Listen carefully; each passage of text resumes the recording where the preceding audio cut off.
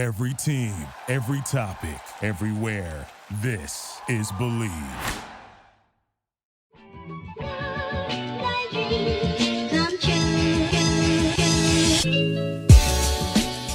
Welcome into another edition of the JMU Sports News Podcast. I am Bennett Conlon, joined by Jack Fitzpatrick, and the Dukes are dancing. Yes, they are, folks. Get out your waltzing shoes. Get out your Sunday day. I don't know. I don't know. I don't know dancing things, but they're dancing. I mean, what a dominant performance from the women. They take down Texas State by 30 in just like an insanely clinical performance. Men's not as clinical, but just overall fantastic. Yeah, our friend Dom texted us and said that, it was like they played Hofstra on a random CA Friday. Like it was really just a dominant performance, and it looked like it was nothing against a pretty good Texas State team. A Texas State team that JMU was in a battle with just 2 weeks ago. But it was granted, that was on the road at Texas State. But I thought that game was going to be close. But today we'll talk about the women's basketball tournament, what they did in the Sun Belt tournament, what to expect out of them. Now that they finally have made the NCAA tournament for the first time since 2016, we'll touch on a little bit of what happened with men's and then a little bit of Diamond Dukes. But before we get there, we just want to remind everyone that Bet Online remains your number one source for all of your sports betting needs this season. Everything from NFL playoffs to pro and college basketball, UFC, MMA, and more. March Madness is here.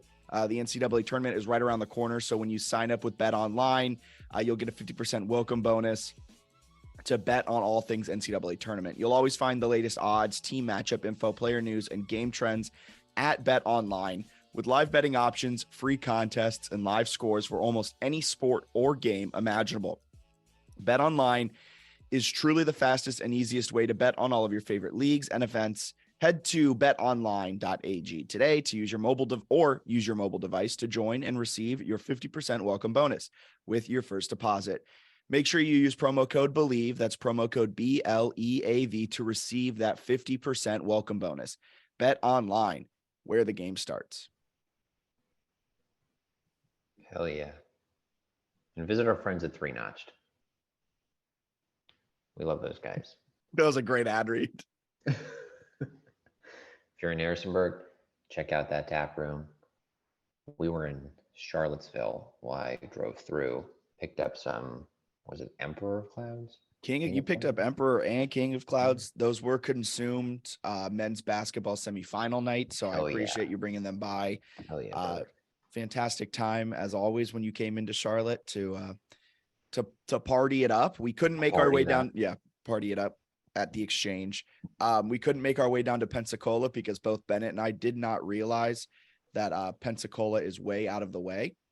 So first we got women's basketball because they actually did what they were supposed to do. They went down. Oh, we were talking about Pensacola. This is going to cut together beautifully. But women's basketball, they went down to Pensacola, which is really further west than we both thought because we wanted to try and make it down there to watch some of these games. But then when we realized, it's in the worst possible place of Florida, we didn't. And women's basketball went down there. They dominated. They beat, I forgot, Marshall first. Then they took down, what was their path? Marshall, ODU, Texas State. And each one of those, it just felt like the ODU one got a little interesting. ODU put together a nice little third quarter run to make it closer than I think it really was. And then they just went out and dominated Texas State. ODU is tough too, because you never know what kind of offense or defense they'll throw at you, right? Is it going to be a 5-man, 6-man? They'll do anything to win. So that was a scrappy one. I thought the Texas State game was going to be a battle because they're a pretty good team on both ends, but Kiki Jefferson and Peyton McDaniel put on a show. Yeah, I think there's nothing you can do when you go 12 of 16 from behind the arc and your two best players go 8, 4, 7, 11 of a lot. They missed one 3-pointer between the two. 11 and 12 from three, and they were 18 of 24 from the field, which is just insane. And then it's like, oh, by the way, Kozlova nearly had a double-double too. German had a 7-assist, 2-turnover game. Like, good luck. It was just so sound all around. It was awesome. It was fun to see too, because it's a program that we've kind of given them some comments too, right? Where we wanted them to return to sort of their peak Yeah. years and to have a performance like that on a big stage, because there is some pressure. Because for that team, there's this kind of a significant difference between a WNIT appearance or making the NCAA tournament for the first time in like 6 years or whatever, 7 years. Yeah. That's a big deal. They got it done in resounding fashion. Huge for Coach O, huge for Kiki, who could still come back for another year. Just big for everyone, big for the program, and kind of one that I don't know, seemed like this year they sort of needed to get it done. Yeah. And I'll take this time to say I rescind everything I've ever said about Coach O. He proved me very much wrong. The emotion on the players' faces was awesome to watch. The emotion for Coach O was really great to see. And that type of performance in the championship game, yes, it's partly because your players had career nights, but also you put the players in to succeed. The positions he put the team in throughout this entire year, the way they were able to rebound from that weird something in the water stretch to the way they finished out the season. I rescind everything about Coach O, and I think he has this team on a good trajectory. It's also, I think before we've talked maybe about how he's recruited really well and maybe not at the same in-game adjustments or whatever, which I mean, I don't even know if that's still true, but I will say what he's done recruiting wise is very impressive. And it showed where it's like little things where we talked, oh, hey, the assisted turnover is an issue. It's like Caroline Germond was a very good transfer portal addition. Like she came on super strong. It would have been pretty interesting to see if they had played North Carolina earlier in the year with her available. I think she was dinged up for like a game, and it was like the one major team they played. So that would have been interesting. But then like McDaniel's a stud. Like she is such a good shooter. She feels like she could be playing at a quote unquote like higher power program. Kobe King Hawaya's ability to score with some of the fadeaways was certainly not her most efficient game, but like she had 5 boards and had a couple of sweet fadeaways. She was a nice addition. Kozlova did not a lot at Middle Tennessee and is now like one of the most consistent post presence in the Sun Belt. It just feels like he's done such a nice job recruiting. And then they have some freshmen who are like very good that haven't played at all. Like Maya Kone just like faced someone up in the last minute of the game and like nailed a three and is like appears to be well over 6 feet tall with guard skills. So it's like there's a lot of potential for them in the future. So for them to show up on this stage, clearly they're, I would say, the one of the most talented, if not the most talented teams. So for them to like finally late in the year hit that stride where the talent, they look like the most talented team, they're executing like it, Yes. was really cool to see, because that's sort of what we've been waiting for, because they've been, kind of loaded here the last few years, but have maybe underachieved a little bit with some of the talent. Yeah.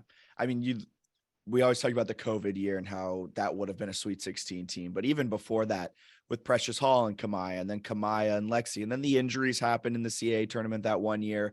And then they ended up going on that deep WNIT run. But really, like, it just felt like in postseason play, they were never able to play their best. And for the first time, I think in the Coach O era, they played their best postseason basketball by far. And it's highlighted by a 30-point championship game win. Like there's no reason that you should there's no reason a championship game should be decided by 30 points, right? Like that just shows you are of a better like skill level than anyone else in your league. Because Texas State didn't have a bad game. They were shooting 80% in the first half from three, and they were down 10 at half, or down 7, down 10 at half, and they were shooting 80% from three. There's no reason, like Texas State didn't have a bad game. Yeah, it was just, two of the best players in the league were unconscious, both at the same game. I mean, it's one where they just have more firepower than most teams. And McDaniel's crazy to watch, because I think Kiki's game is more like, hey, she can drive to the lane and get, a lot of free throws, which she didn't in this game, but Kiki's jumper isn't always like totally wet. Like a lot of it is like, hey, she knows how to get to the rim and can score like that. McDaniel, when she's on fire, like it's an immediate catch and shoot. very quick release. When she scored like 9 points in like 3 possessions, it was like, oh my God. Like she would catch it, fire, wouldn't even look, nothing but net. It's like you can't really defend that because if it's getting off, it's going in. And then there was that point where Kiki, right before halftime, just faced up a girl, was probably in her cylinder, as like the refs now like to do the cylinder thing, like was all the way in her face and just wetted it. Was nasty. I mean, it was such an impressive performance from both of them, and to blow out a good Texas State team was super cool. So I'm stoked for them, and it's an interesting one too, where like, I know we go from the beginning of the season where we're like, wow, this program needs to turn it on, to them actually turning it on, and you look like they've had some decent success when they're fully healthy under Coach O. And the crazy part is like some of these mid-major coaches are having just absurd levels of success once they move on. So like Kenny Brooks, Virginia Tech's going to be like a 1 seed. Yeah. Yep. Like they're gonna be a 1 seed. You look at, I think it's Denise Dillon was the Drexel coach that Coach O had battles with. Jamie might end up meeting them in the first round, possibly. Villanova is going to be like a 3 or a 4 seed with Denise Dillon. Like it's one that's interesting because like if Coach O has another year or whatever where they make the NCAA tournament and look great, like I don't know. You look at like the former CAA coaches, it's not crazy to think that if you get to a place where you can recruit like mad and get a bunch of 4 and 5 stars, you can be a power coach and have a top 4 seed. It's just women's basketball is wild to me in terms of the landscape and how like if you can get the top level recruits, like it's over. Where I feel like in men's, like maybe you can get around that a little more. I feel like women's, it's so much of like if you've got the team, you're just going to be good.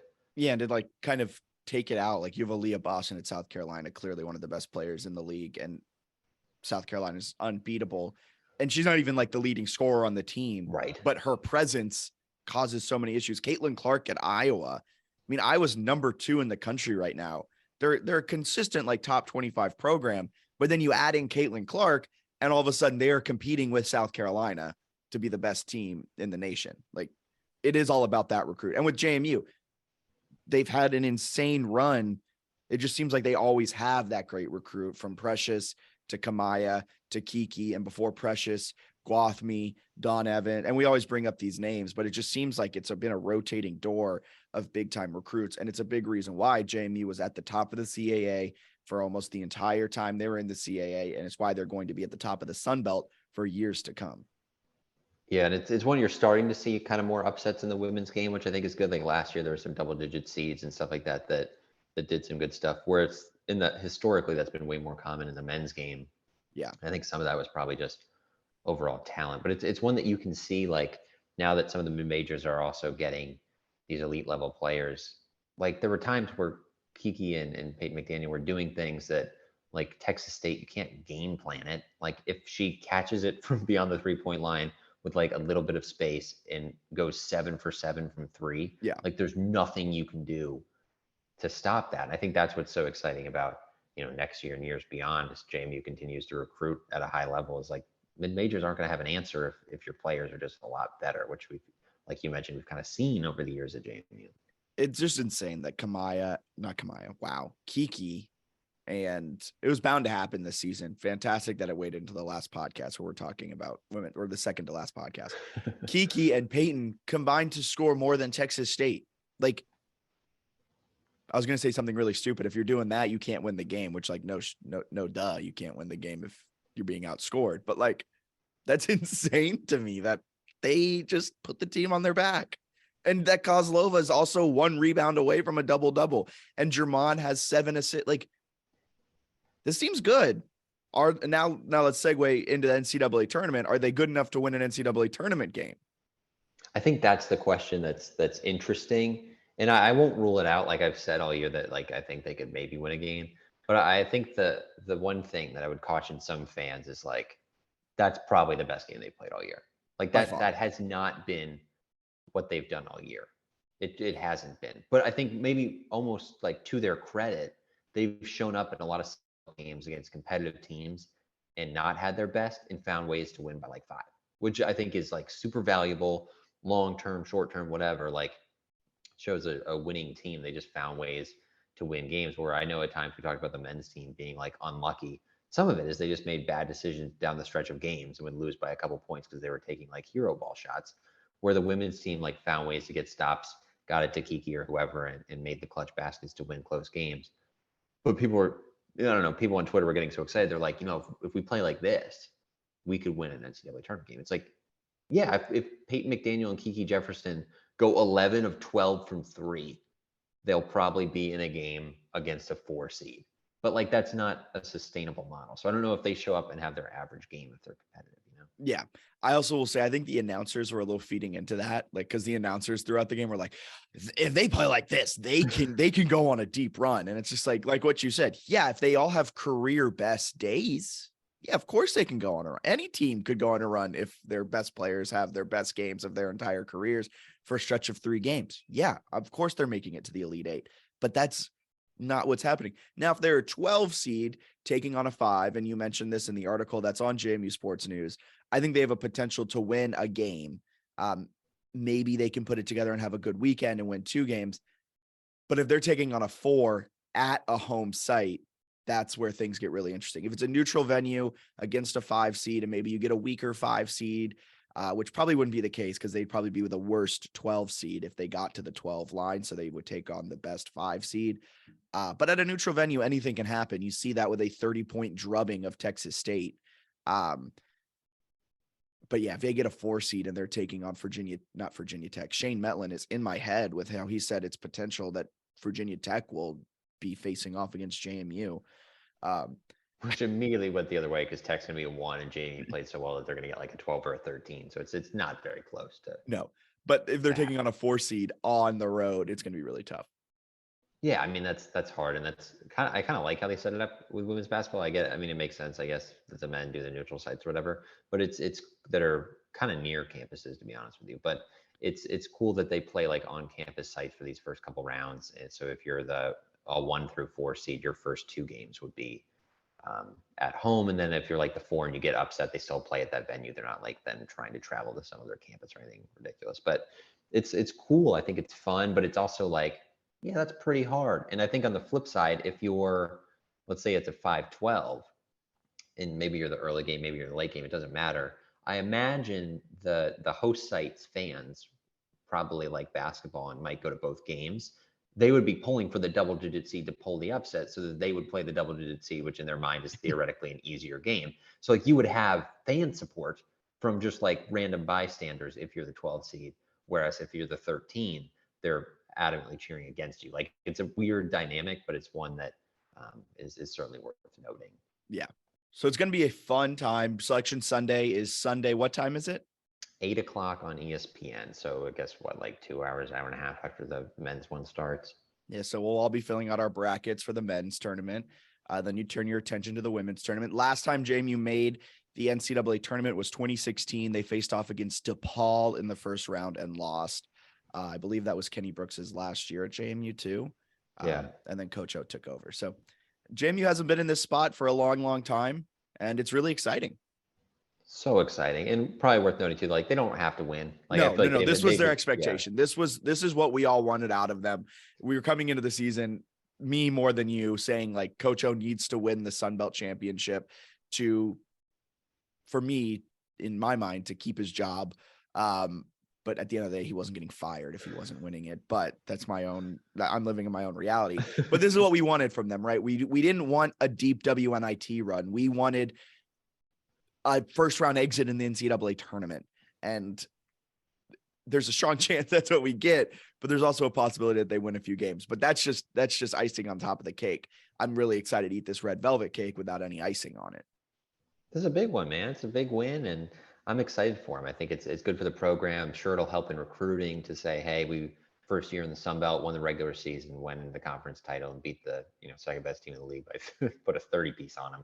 I imagine people will like that in the recruiting. You got a nice facility, right? You've been in the NCAA tournament, you've been in the WNIT before. So yeah, I'm excited to see what the future holds because it seems like they're trending in the right direction after a couple of down years. They really righted the ship this year. So credit to the players and Coach O for what's been a stellar season. And yeah, who knows if Kiki and Peyton get hot again, like it'll be a very fun first round game. Yeah, for sure.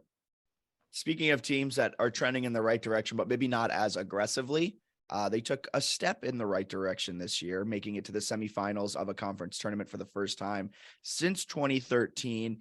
Men's basketball, their season ends with a 75-66 loss to South Alabama in the Sun Belt semis. South Alabama is a great team. I believe they lost last night to Louisiana, though, in the Sun Belt tournament. So Louisiana gets the men's basketball Sun Belt automatic bid. I mean, it was just a kind of a bad game overall for the men's, and it was kind of like a culmination of the whole season. Like when they lost, this is how they lost. They got out muscled. They got beat up on the outside. They went 2 of 16 from deep. They only shot 39% from the floor. Defensively, they weren't able to make rotation. Like just overall, this is kind of how they lost games throughout this entire year. Yeah, kind of I don't know. It's not a disappointing season, I don't think, because they had some highs and they won a bunch of games. But I understand the counterpoint that people make is like, hey, they beat up on a pillow soft schedule, which they did. Like it was not a good schedule. They had some bad losses, Coppin State and Valpo in there. But overall, they were one of the better teams in the Sun Belt. They made the semifinals. They've raised their floor from when Byington started significantly, which is not nothing. I think the next step is going to be though, like, all right, what's the ceiling? What can you do, especially in the off season? Roster construction wise, can you look and see, okay, here are some obvious flaws. Can I tweak it? Maybe it's getting a big man, whatever, and then making it work from there. Because they're not far away from being like a dangerous 12 seed, but at the same time, they also could flounder in the win 22 games, don't make the NIT, don't make the NCAA tournament realm, and that would suck. I don't want that again. Yes, because that was the Brady era, like year after year was 20 wins, or not every year. It seemed like every 3 years they get like a 20 win. Yeah. They'd go like 10 win, 15 win, 22 win, 5 win, 10 win, 17 win. Brady era was very weird. But yeah, their floor's raised.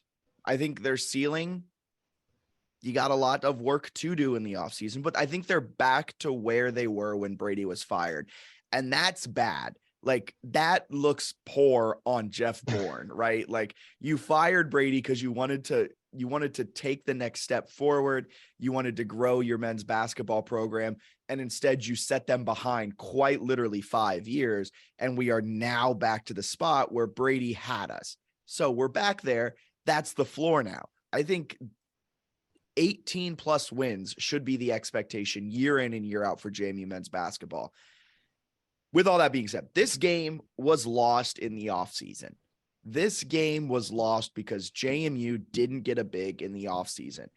If they got a big, it would have spaced the floor better. It would have opened up looks from 3 better. They wouldn't have been so hell-bent on shooting contested mid-range fadeaway jumpers with 10 minutes left in the second half while they're down 5. Like, this game was lost because their tallest guy with consistent minutes was 6'8".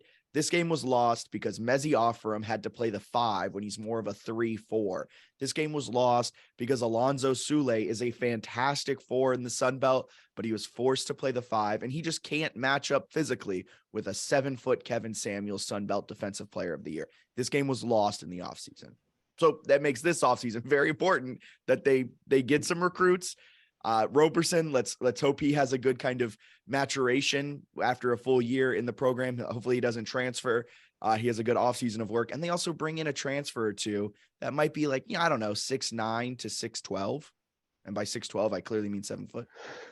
It's just kind of a tough spot because like they did a nice job. They had a bunch of offensive rebounds in this game, and there were like some positives. They didn't turn it over a lot, and they lost. Like Mezzi played great from 2, and like there are all those things. They don't have like a low post presence. They also don't have a guy where like if the other team is going toward the rim, like they have to be fearful, which Kevin Samuel felt like he did that at times when JMU tried to go inside. It's like, oh wait, that guy's tough. And they play defense in a way because of their rim protector that they're exceptionally good because they really pressure the 3 because they want you to drive by them and then go to the shot blocker. Whereas if JMU pressures a three, you drive by, there's no shot blocker. Like it's a way different defensive scheme. 9 In South times out of 10, Alabama. there's no one even in the paint. Right. And South Alabama is one of the best 3-point defenses in the country because I think they make it where, like, if you're taking it, it's highly contested. They want you to sort of go in, either take a mid range or try to go to the rim against their shot blocker. So it's an interesting setup they have that I think makes a ton of sense. Where you look at South Alabama, they shot like 57% from two in this game because JMU doesn't have the rim protection, where there's not a lot of fear when you go, toward the rim. Really, there's not a lot of fear if you don't turn the ball over against the defense. But I don't know. I just feel like they could do some things to better build the roster. And they had, some guys, kind of a small ball lineup. We talked about this. There was not an elite 3-point shooting group. And some of that is because they put a lot of pressure, I think, on Friedel, where it was like, oh, this guy is a 40% career 3-point shooter. We can just bank on that. And he shot like 31% against D1 teams this year from three, which is not what you're looking for. I think he'll bounce back next year, but you can't really have it be like this one guy needs to be like a lethal 3-point shooter or we aren't a good shooting team, because Molson and Morris are kind of inefficient and inconsistent, especially from three. So I think that's my area is like, all right, a big would be cool. And then I kind of think the way they graduate things is Byington's almost forced to have a more efficient offensive team. So I'm kind of bullish on next year based on just how the roster is forced to set up with who returns. Yeah, I'm excited to see how the transfer portal unfolds, see who they can get. If they do another year of like only guards, I think it's worth questioning Byington's roster management. I think they were in on some big men this last transfer portal season. They just couldn't land any of them. And so they were kind of forced to play a small ball lineup. And then also if Roberson kind of has that maturation process where he becomes good, I think he's 6'9", 6'10", is projected to be he was an athletic 5 in high school. College game is much different, but if we could have an athletic 5, or if he can move down and play the 4, and then you can bring in a big man who's 6'10", 6'11", I don't know, maybe I'm being too greedy. But I think there's a lot of potential for this team. And I think the expectations going into next season should be 18 wins or more. Like, I think this is the point where if they are not at the top of the Sun Belt year in and year out, there needs to be some questions. Yeah, I would agree. And give me a better schedule, which I realized that there were some restrictions this year, but like now that you're like a top 100 net team. Yeah. Give me a real schedule. Get rid of the D1s, maybe play get rid of the D1s. That's what they did this year. Get rid of the non-D1s, play some D1 teams, maybe some local teams. I don't know, but play teams that are going to test you. If you're playing D3 schools, I want Bridgewater and EMU, and like, that's it. If I don't want to be playing Coastal Georgia, who gives a flying hoot about Coastal Georgia? Honestly, Gallaudet, Valley Forge, I don't care. Like, if you're playing D3, it's Bridgewater or EMU. That's it. And then let's get some more D1 teams. Let's have I would love just like good mid-major games. That's what I'm hoping for. Like, that's all I want, man. Home and homes with some like cool mid-majors. That'd be fun. That'd be a lot of fun. Kennesaw State, let's get them on the schedule. They're down in Georgia, right? Yeah. They just won their thing. Could be a fun one. It would be great if JMU has a good D1 filled schedule that, I don't know, maybe puts them in a conversation for like a very weird at large. That'd be fun. Let's make the Sun Belt a 2-bid league. That would be awesome. But I do want to touch on something that I saw over on Twitter over the weekend. I'm not going to harp on it too much, but I just feel like it's worth being said because of the reaction I saw from JMU Twitter about it. Shane Metlin tweeted that Owen White, who is one of South Alabama's better shooters, better players, was a dirty player. I think that's 100% out of line, especially as a credentialed media member. There's no place for him to be calling a college athlete dirty and then compare him to Grayson Allen without any video proof. Grayson Allen was outwardly tripping people, kicking people, doing objectively dirty things, and there was video evidence. There was no video evidence from Owen White. Shane Metlin would then double down on it multiple times throughout the night, which I thought was an even worse look. And then Owen White had to DM him while he was probably celebrating a semifinal win, goes onto Twitter post-game, you mentioned this, and sees all of his mentions blowing up because a media member called him dirty. So he has to then DM Shane, let him know that he's not dirty, and show the video evidence. And then JMU's kind of reaction, JMU Twitter's reaction was saying, yeah, that kid is dirty. Yeah. This is straight shooter Shane. This is great. Come on, guys. He wasn't dirty. Like, this is a college athlete playing hard. And I know that sounds so cliche, but he wasn't playing dirty. He was going after loose balls. He was playing aggressively. There's nothing dirty about his play. Yeah, I mean, I agree with pretty much everything you said. It's sort of a weird conversation, I guess, because fans get like kind of loyal about certain things, but it's one where, having worked as a beat writer, you just like, it's just an unprofessional tweet. And I've sent unprofessional tweets. I know what an unprofessional tweet is.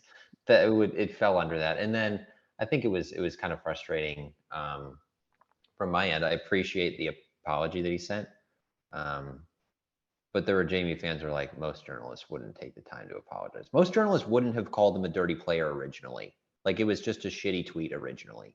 And it's weird to be like, wow, this is like a good situation. It's like, no, like, there's no reason to do that. What if Owen White saw it and didn't DM him? The tweet would still be up. So it's just kind of a ridiculous thing. It irritated me. I just think it's one that, like, and to be honest with you, from a fan perspective, it's annoying because it gets lumped in like JMU fans are doing it, because most people do not take like a mid-major team beat writer, like a casual fan from Southern Miss does not understand the difference. And not to call it Southern Miss that much, but like, I think a lot of times casual fans are like, oh, you like assume that the beat writer roots for the team, right? When that's like not what a beat writer is supposed to do. So that's kind of frustrating, where it's like, oh, JMU fans think he's dirty. No one thinks that. I don't think fans were blaming, some were, but like a very select group of people were blaming the officials, when like 95% of JMU fans realized they just got outplayed for the entire 40 minutes by South Alabama. And we're like, hey, it happened, the season over, there were some positives from the year. And instead it becomes this thing where it's like, oh, are JMU fans whining about the refs? It's like, no. Yeah. Nobody is. And that's all we'll say on that. Don't want to harp on it too much, because I think we both we both probably gave it too much attention to start. So I just wanted to touch on that to say that.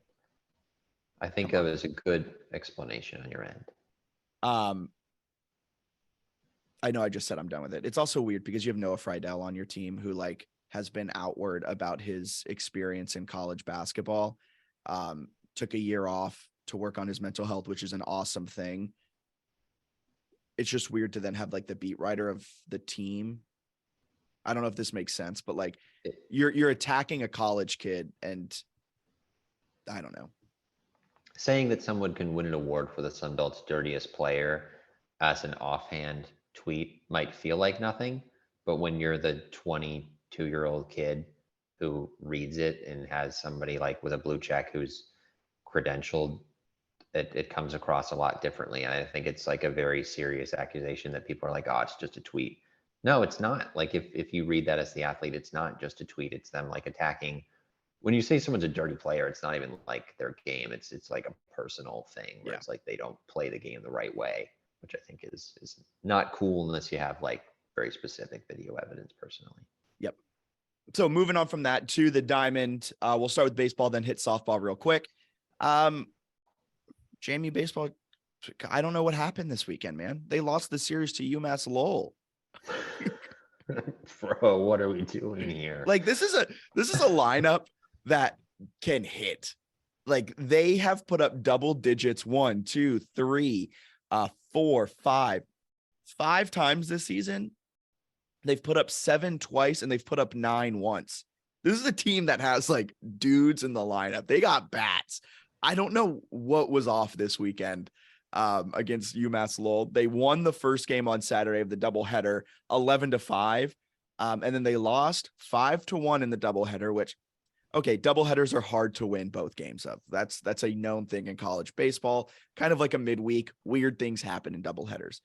But then the Sunday 1 p.m. game, they lost 12-5, which just feels weird. You'd assume they're facing their best pitcher on Saturday of that doubleheader, right? And that's the one they played their Probably, yeah. best. And then the next two starters, you'd assume get worse in quality. This is just going off of what my knowledge of baseball starters is. The Friday starter is always the best. And they struggled as the series went on. Very weird.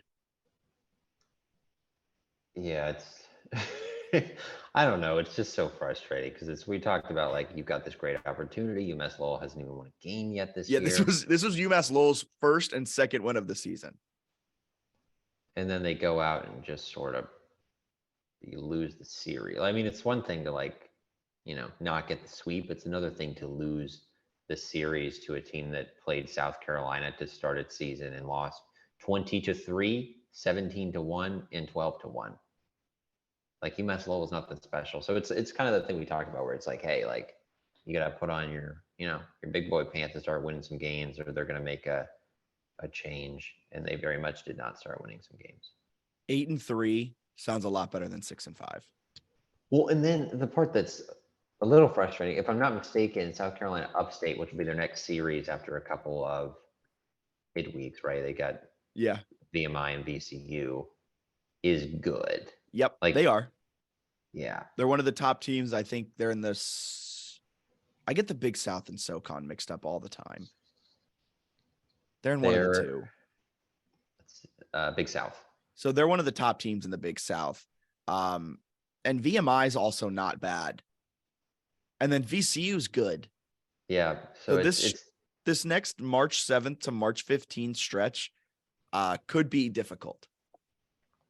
And it's one where like Upstate got swept by Troy, and Troy's nuts. And then but before that, they beat Clemson, and it just gives you a little pause because it's like we're gonna have to play against teams like Troy in conference. Like if I don't know, you have to beat up on the UMass Lowells if you're going to play a Sun Belt schedule as like a seemingly average team and get out of the year alive. Yep. I think this non-con stretch from March 7th to 15th, then heading into a opening Sun Belt series against Coastal, is going to show us what this team really is. Yeah, it's going to be tough. And I guess they don't try in the regular season schedule. They can breathe. But they got ODU, which is like also very good. Yeah. They also have Virginia Tech. Yeah, which was a 4 seed, I think, a year ago. I think I saw and they have Southern Miss. Sorry. a reply to one of the UMass Lowell final scores that was like, well, that was a fun season. And it's almost how I feel, where it's like, they brought me in for like an hour and I just don't believe it's going to work out now. Yeah. I had hope, and now the hope is gone, and now they kind of have to prove it back to me. Over on the softball side of things, softball is 10-5. They had a solid, they lost both games to Purdue, but they beat both games against UNC. So they went 2-2 at the Carolina Classic. And then this Friday, the LDNB Insurance Invitational, which is the Harrisonburg Invitational. It's the JMU thing they hold every year. They'll be taking on St. Joe's, Coppin State, Fairleigh Dickinson, and Radford during that stretch. Some winnable games for sure. Yes. Can move to, hopefully they win all of those games and move to 13-5, 14-5. Yeah.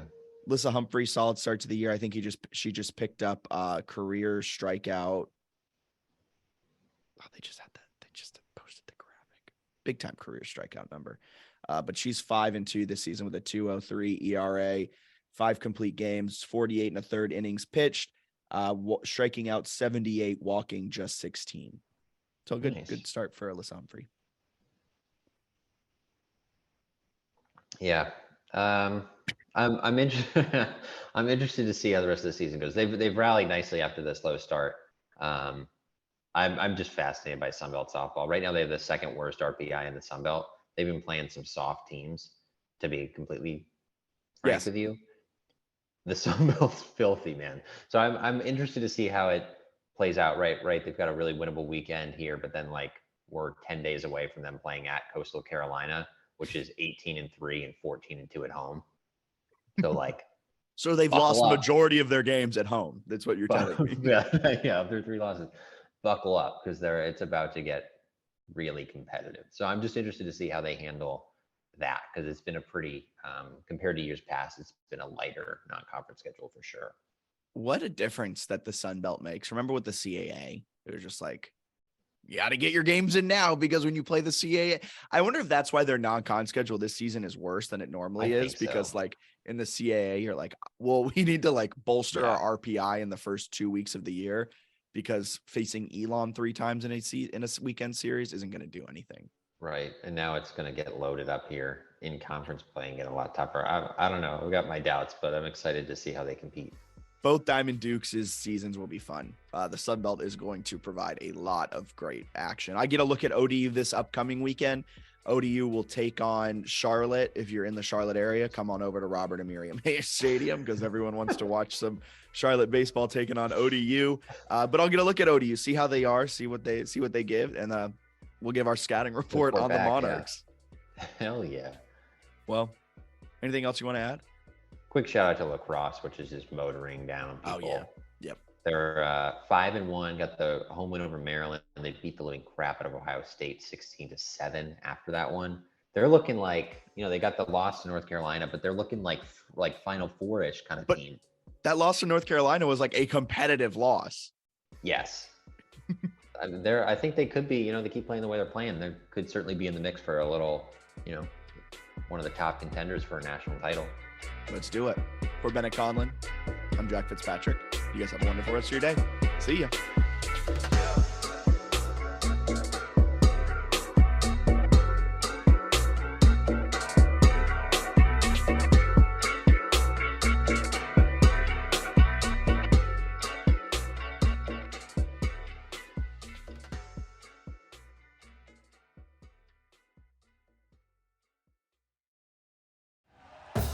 Thank you for listening to Believe. You can show support to your host by subscribing to the show and giving us a 5-star rating on your preferred platform. Check us out at Believe.com and search for BLEAV on YouTube.